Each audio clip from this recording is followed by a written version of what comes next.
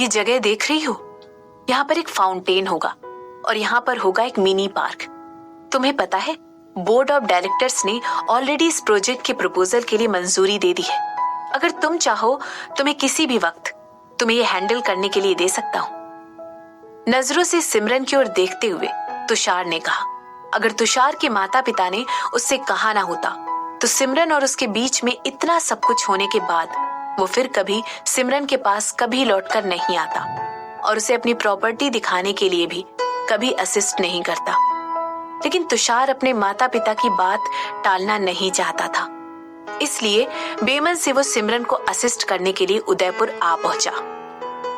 शुरुआत में तो तुषार को ऐसा लग रहा था कि सिमरन इस सारे अरेंजमेंट के लिए ना कह दे और किसी बहाने से कोई बवंडर खड़ा कर दे। लेकिन किसने ये सोचा था कि ऐसा कुछ करने के बजाय सिमरन तुषार का ऑफर एक्सेप्ट कर लेगी और उसे सिर्फ एक बिजनेस एसोसिएट की तरह ट्रीट करेगी। क्या सिमरन ने उनके बीच हुए सारे लम्हे एक झटके में भुला दिए थे? आखिर वो इतनी जल्दी नॉर्मल होकर सब कुछ कैसे भुला सकती है? क्या वो भूल गई कि अभी एक हफ्ते पहले ही उन दोनों की एंगेजमेंट हो रही थी? नहीं, इन सब की कोई जरूरत नहीं है। मुझे इस प्रोजेक्ट में कोई खास दिलचस्पी नहीं है, सिमरन ने धीरे से खुद ही से पर बड़बड़ाते हुए कहा। सिमरन का जवाब बेसब्री से सुनने के लिए तुषार मुड़कर उसकी तरफ देख रहा था।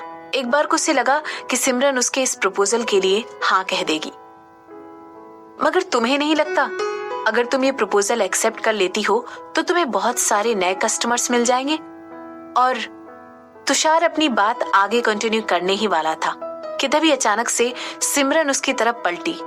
सिमरन के चेहरे पर उसकी वही कातिलाना मुस्कान थी।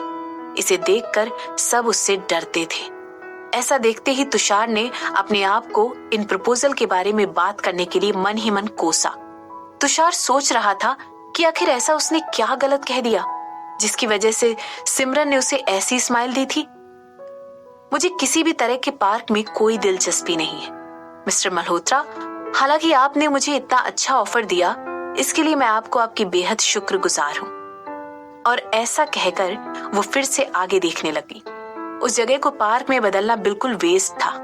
सिमरन सिवाय झुंझलाहट के मारे ना में सिर हिलाने के अलावा कुछ कर भी नहीं सकती थी, लेकिन वो खुद को ऐसा करने से भी रोक नहीं सकती थी। दरअसल उसने सोचा भी नहीं था कि तुषार उसे इतना बुरा आइडिया देगा। अब उसे पता चला कि आखिर मल्होत्रास की कंपनियां इतनी घाटे में क्यों जा रही थी। ऐसा इसलिए था क्योंकि तुषार ने उस जगह की पोटेंशियल आंकने की काबिलियत ही नहीं थी। वो समझ ही नहीं पा रहा था कि वो जगह बहुत कुछ बेहतर बनाने के लिए यूज में आसानी से लाई जा सकती थी। जिस जगह सिमरन को जाना था वो जगह शहर के बिल्कुल बीचों बीच मौजूद थी। मल्होत्रास ने कभी भी उस जगह की सही कीमत जानने की कोशिश ही नहीं की। वो कभी पता ही नहीं लगा पाए कि वो जगह उनके लिए बड़ी आसानी से सोने की खान का काम कर सकती थी। क्या बर्बादी का नजारा है ये लोग किसी काम के नहीं हैं। लेकिन ये बहुत अच्छी बात हुई थी कि सिमरन को इतनी अच्छी प्रॉपर्टी कौड़ियों के दाम में मिल गई थी और उसे अच्छी तरह पता था कि इस प्रॉपर्टी से कई गुना मुनाफा कैसे कमाना है। कई बार सिमरन को लगता था कि उसे अपनी बड़ाई खुद ही करते रहना चाहिए। अगर सिमरन इतनी शातिर ना होती तो वो एंगेजमेंट के प्रस्ताव को इतना आगे बढ़ाने ही नहीं देती। जैसे ही मल्होत्रास उसके पास शादी का प्रपोजल लेकर आए थे, वो तभी समझ गई थी कि तुषार उसके लायक ही नहीं है। लेकिन उसने ये बात इतनी आगे सिर्फ इसलिए बढ़ने दी ताकि वो इस बेहतरीन प्रॉपर्टी को उनसे ले सके और इससे कई गुना पैसे बना सके। उसने पहली ही नजर में भांप लिया था कि मल्होत्रास उसके लायक नहीं है। वो चाहती तो तभी के तभी उन्हें मना करके इस रिश्ते को इतना आगे नहीं बढ़ाती। अंदर ही अंदर सिमरन अपनी स्मार्टनेस की तारीफ करते नहीं थक रही थी और वहां उसके बगल में बैठकर तुषार अंदर से जल भुन रहा था। ऐसा लग रहा था मानो वो अपनी आंखों से वार करके सिमरन को वहीं घायल कर देता। उसकी आंखों में सिमरन के लिए बेहद नफरत दिखाई दे रही थी। आखिर इस औरत की हिम्मत कैसे हुई कि वो तुषार की मेहनत की बेइज्जती करे। तुषार ने दिन रात एक करके इस प्रोजेक्ट को खड़ा किया था और सिमरन ने एक झटके में ही इसे रिजेक्ट करते हुए एक बेकार प्रोजेक्ट का नाम दे दिया। उसने तुषार की गई इतने सालों की मेहनत पर चंद सेकंडों में पानी फेर दिया था। तुषार को गुस्से में आग बबूला देखकर और उसे एक बोतल पानी दिया तुषार ने बिना कुछ बोले उसके हाथ से पानी की बोतल ले ली। इसके बाद उसने एक झटके में मुंह भरकर पानी पी लिया और अपने सेक्रेटरी को बोतल वापस कर दी। अगर कुछ और देर बोतल तुषार के हाथ में रह जाती तो उसकी बंद होती मुट्ठी के जोर से वो पूरी तरह पिचक सकती थी। तुषार इस समय गुस्से से पागल हुआ जा रहा था। तुषार को इस बात का अंदाजा ही नहीं था कि जब वो गुस्से से लाल था तब उसकी सेक्रेटरी एकटक उसकी तरफ देखे जा रहा था। उसने एक बार भी तुषार से अपनी नजर नहीं हटाई थी और एक सिमरन थी जिसे तुषार की इस हालत की कोई परवाह ही नहीं थी। इतना सब कुछ हो जाने के बाद भी सिमरन ने पलटकर एक बार भी तुषार की तरफ नहीं देखा। ऐसा लग रहा था कि वो जानबूझकर तुषार को नजरअंदाज कर रही थी। मुझे लगता है जो कुछ भी हुआ है हमें उसके बारे में बात करनी चाहिए। इस तरह एक दूसरे को नजरअंदाज करके कोई बात नहीं बनेगी, तुषार ने सिमरन और अपने बीच की चुप्पी को तोड़ते हुए कहा। दरअसल तुषार और सिमरन काफी देर से एक दूसरे से बात नहीं कर रहे थे। सिमरन ने तुषार की बात का जवाब देते हुए बोला, तुम आखिर किस बारे में बात करना चाहते हो? फिर उसने शेफाली से एक फाइल लेते हुए अपनी बात को आगे बढ़ाते हुए कहा, मिस्टर मल्होत्रा, मुझे नहीं लगता कि हमारे पास ये सब फालतू बातें करने का वक्त है। मुझे लगता है कि अब हमें अपने अपने काम पर चले जाना चाहिए। मुझे अभी बहुत सारा मिस्टर मल्होत्रा, मुझे नहीं लगता कि हमारे पास ये सब फालतू बातें करने का वक्त है। मुझे लगता है कि अब हमें अपने अपने काम पर चले जाना चाहिए। मुझे भी बहुत सारा काम करना बाकी है और इन सब बातों में आकर मैं अपना और समय नहीं गंवाना चाहती। तब तुषार ने तेजी से सिमरन का हाथ पकड़ उसे रोकते हुए कहा, सिमरन। इसके बाद वो कहने लगा, मुझे नहीं पता कि तुम्हारे पास ऐसी कौन सी वजह है जिसकी वजह से तुम ये सब कर रही हो, मगर तुम्हारी तरह मेरे लिए आगे बढ़ना इतना आसान नहीं है। मैं तुमसे एंगेजमेंट नहीं तोड़ सकता हूँ, ये मुझसे नहीं होगा। अगर तुम चाहो तो सिर्फ तुम्हारे लिए मैं अपनी गर्लफ्रेंड से ब्रेकअप करने के लिए भी तैयार हूँ। तुम मेरी बात समझती क्यों नहीं हो? ये शादी दोनों परिवारों के लिए बेहद जरूरी है।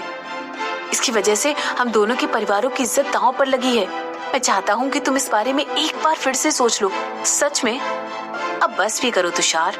सिमरन ने तुषार की बातों पर अपनी आईब्रोज उठाते हुए कहा। सिमरन को लगा था कि तुषार मूव ऑन कर चुका है और उसने सिमरन को यहाँ प्रोजेक्ट के बारे में डिस्कस करने के लिए बुलाया है। इसीलिए उसने बात को आगे बढ़ाने से मना कर दिया और उनके रास्ते अलग अलग हैं ऐसी बात कही, क्योंकि वो नहीं चाहती थी कि उसे तुषार को बताना पड़े कि उसका पार्क वाला आइडिया कितना बकवास था। तो इतनी देर से वो उस टूटी हुई एंगेजमेंट के बारे में बात करना चाहता था ताकि अपने पार्क के प्रोजेक्ट के बारे में। ऐसा सोचते हुए सिमरन के चेहरे पर एक अलग ही खुशी झलक रही थी। मिस्टर मल्होत्रा, सिमरन ने तुषार को इशारा करते हुए कहा। उसने तुषार को इशारे से बताया कि वहां पर सिमरन की सेक्रेटरी और कंपनी के कुछ डायरेक्टर्स भी मौजूद थे जो उनके साथ साइट देखने के लिए वहां पर आए थे। सिमरन उनके सामने कोई तमाशा खड़ा नहीं करना चाहती थी। सिमरन मन ही मन ये सोच रही थी कि कहीं तुषार ने ये सब जानबूझकर तो नहीं किया था। आखिर तुषार जानता था कि सिमरन अपनी कंपनी के लोगों के सामने तुषार से बात करने के लिए मना नहीं कर सकती थी। कहीं मल्होत्रा परिवार को ये तो नहीं लग रहा था, क्योंकि सिमरन की दादी अब इस दुनिया में नहीं थी तो वो अपनी मनमानी कर सकते थे और सिमरन को जबरदस्ती शादी करने के लिए मजबूर कर सकते थे। आखिर तुषार के दिमाग में इस समय क्या चल रहा था जो वो वापस से एंगेजमेंट की बात कर रहा था? कहीं तुषार को ऐसा तो नहीं लग रहा था कि सिमरन को उसके एम्प्लॉयज के सामने इस तरह के सवाल पूछकर वो अनकंफर्टेबल महसूस करवाएगा और सिमरन उससे अकेले में बात करने के लिए राजी हो जाएगी? ये सब कुछ सोचते हुए सिमरन एक स्माइल के साथ ऐसे आगे बढ़ गई जैसे मानो कुछ कभी हुआ ही ना हो। अपने सामने चलते हुए आदमी को देखकर सिमरन ने एक प्यारी मुस्कान के साथ तुषार का हाथ झटक दिया और तुषार की बात का जवाब देते हुए कहा, तुषार, वो तुम थे जिसने हमारी एंगेजमेंट होने के बावजूद भी अपनी कजिन के साथ रिश्ता रखा। मुझे न केवल तुम्हारी इस बात से बेहद शर्म आ रही है बल्कि मैं तुमसे बेहद गुस्सा भी हूँ। कहीं तुम्हारी फैमिली को ऐसा तो नहीं लग रहा है कि मेरी मरी हुई दादी का वास्ता देकर वो सब कुछ फिर से ठीक कर देंगे और मुझे शादी के लिए मना लेंगे? जैसे ही तुषार ने सिमरन की बातें सुनी उसकी आंखें फटी की फटी रह गई। तुषार ने पहले सोचा था कि वो सिमरन को वहीं रुकने के लिए कहेगा, और उससे सिमरन से अकेले में बात करने के लिए मौका मिल जाएगा। उसे कभी भी ये नहीं लगा था कि सिमरन सबके सामने वहां खड़े होकर उसकी बात का जवाब इस तरह देगी। क्या उसे अपनी बेइज्जती होने का जरा भी डर नहीं था? क्या सिमरन को ऐसा नहीं लगा था कि उसकी ये सब बातें सुनकर वहां खड़े लोग क्या कहेंगे? क्या सिमरन को अपनी इज्जत की कोई परवाह नहीं थी? क्या उसे इस बात की भी परवाह नहीं थी कि लोग उसके बारे में तरह तरह की बातें बनाएंगे, या लोग उससे कहेंगे कि आखिर ऐसी क्या वजह थी जो उसके मंगेतर ने उसे धोखा दिया? क्या वाकई में सिमरन को इन सब बातों से कोई फर्क नहीं पड़ता था? वो सब देखता ही जा रहा था। सिमरन अपनी बातें करते हुए उसके चेहरे की कितनी नजदीक आ चुकी थी। सिमरन की चेहरे की मुस्कुराहट बढ़ती ही जा रही थी। जैसे जैसे वो तुषार के नजदीक आ रही थी, उसकी आंखों की चमक भी तेज होती जा रही थी। हालांकि ऐसा देखकर भी तुषार को कुछ खास अच्छा नहीं लग रहा था, बल्कि सिमरन को इस तरह मुस्कुराता हुआ देखकर तुषार को खुशी नहीं बल्कि डर लग रहा था। सिमरन को अपनी तरफ बढ़ते हुए देखकर तुषार को ऐसा लग रहा था कि मानो कोई खूंखार दरिंदा उसकी तरफ देख रहा हो। अब उसे इस बात का अंदाजा लग रहा था कि सिमरन के बारे में, उसकी कातिलाना मुस्कान के बारे में जो कुछ भी लोग कहते थे वो सही कहते थे। वाकई में सिमरन की मुस्कान किसी की जान आसानी से लेने की बेहद काबिल थी। मुझे दोबारा भड़काने की कोशिश बिल्कुल मत करना, नहीं तो तुम जानते हो कि मुझसे बुरा कोई नहीं होगा। सिमरन ने तुषार के कंधे को इस तरह थपथपाते हुए कहा मानो उसके कंधे से धूल हटाकर उसे साफ कर रही हो।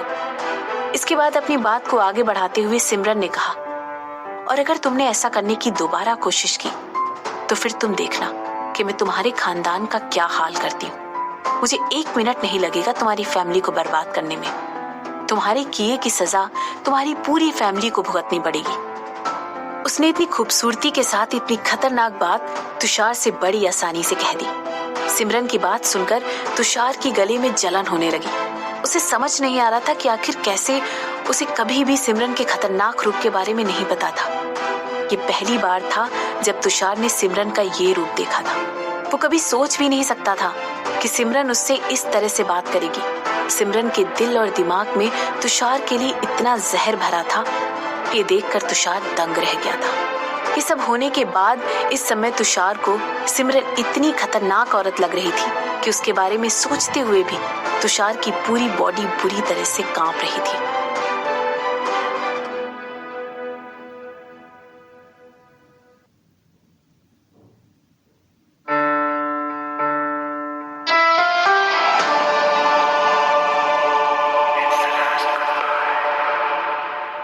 तुषार के पास सिमरन को अकड़ते हुए जाते हुए देखने के अलावा और कोई चारा नहीं था।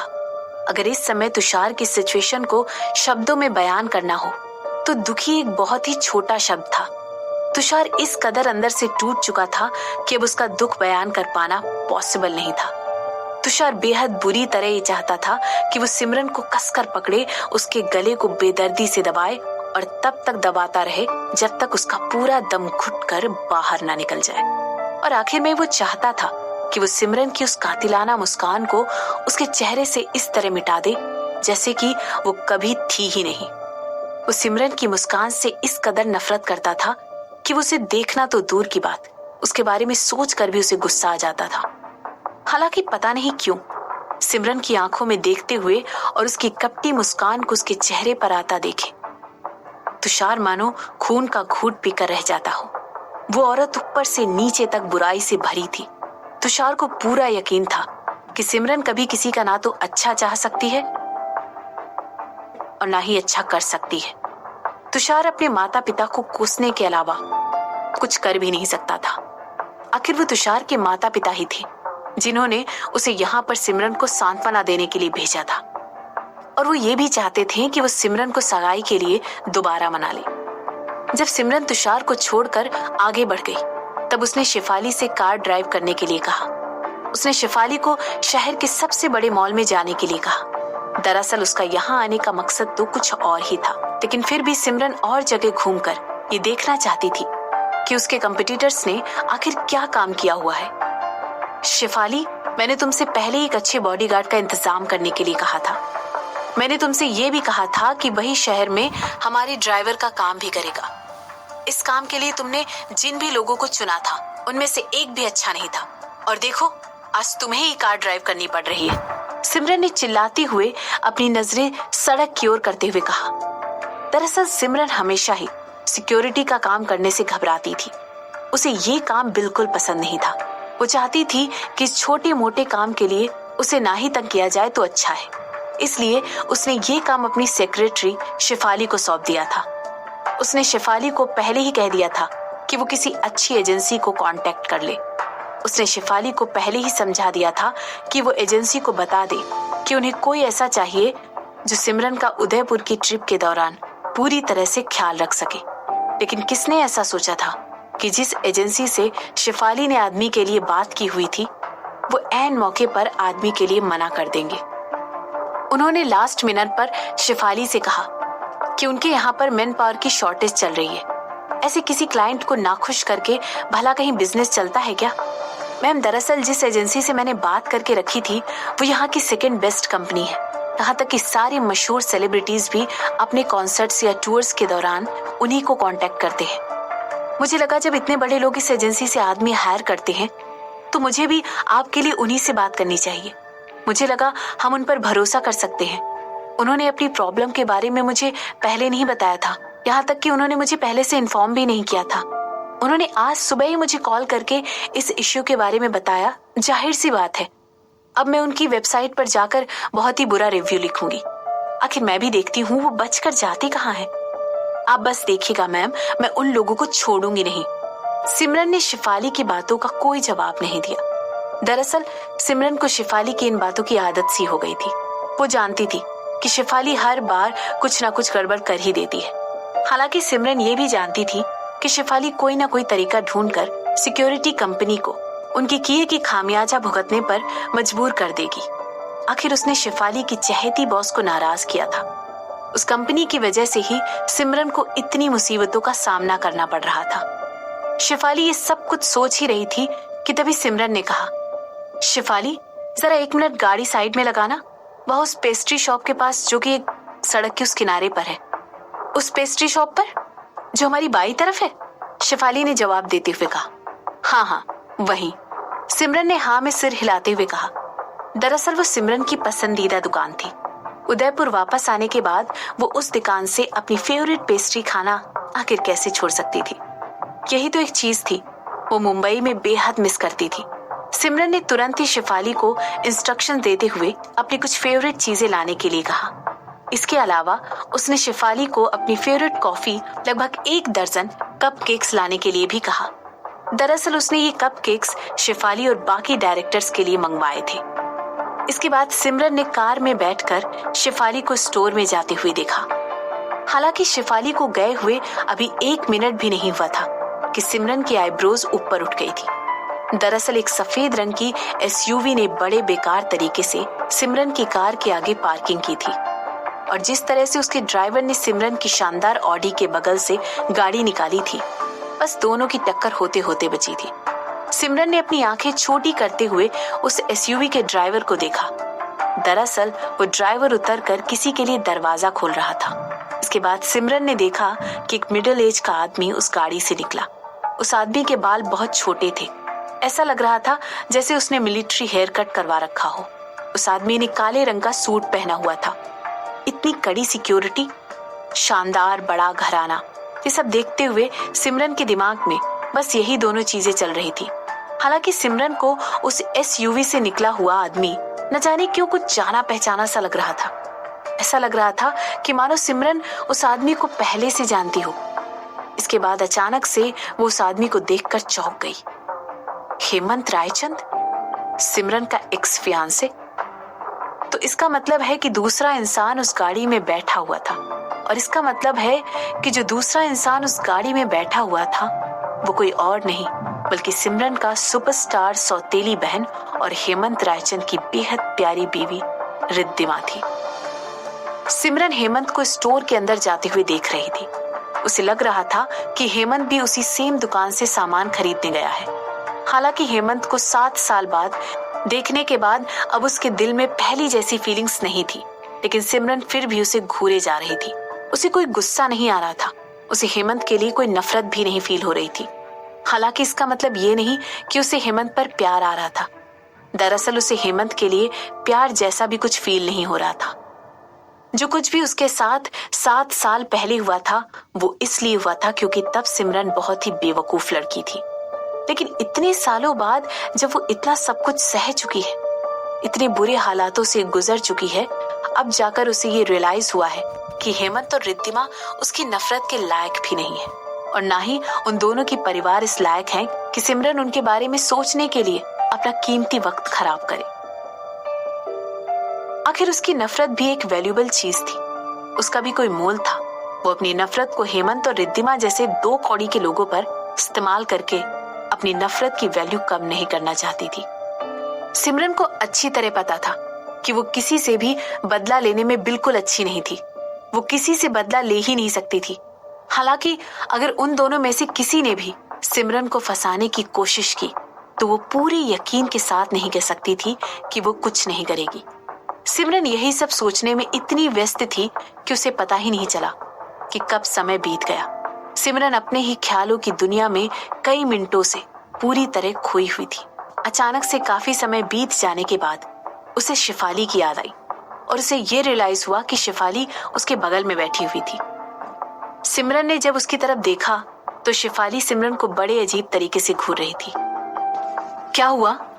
सिमरन ने चौंकते हुए शिफाली से पूछा। मैम, आपको यकीन नहीं होगा कि अंदर क्या हो गया। एक लड़का अचानक से दुकान में घुसा और किसी सेलिब्रिटी की तरह मुझसे गोल्ड लीफ डोनट की आखिरी पीस मांगने लगा। और मांगने क्या लगा, बल्कि मुझे उसे डोनट देने के लिए धमकाने लगा। बताइए, कोई इतना बेशर्म कैसे हो सकता है? उसने मुझसे यहाँ तक कहा कि उसकी प्रेग्नेंट वाइफ को वही डोनट खाना है। अगर उसने मुझसे थोड़ी शांति से डोनट मांगी होती तो शायद मैं उसे ये दे भी देती, लेकिन जिस अकड़ के साथ उसने मुझसे डोनट मांगा, मेरी इच्छा ही नहीं हुई कि मैं दोबारा कभी उसकी शक्ल भी देखूं।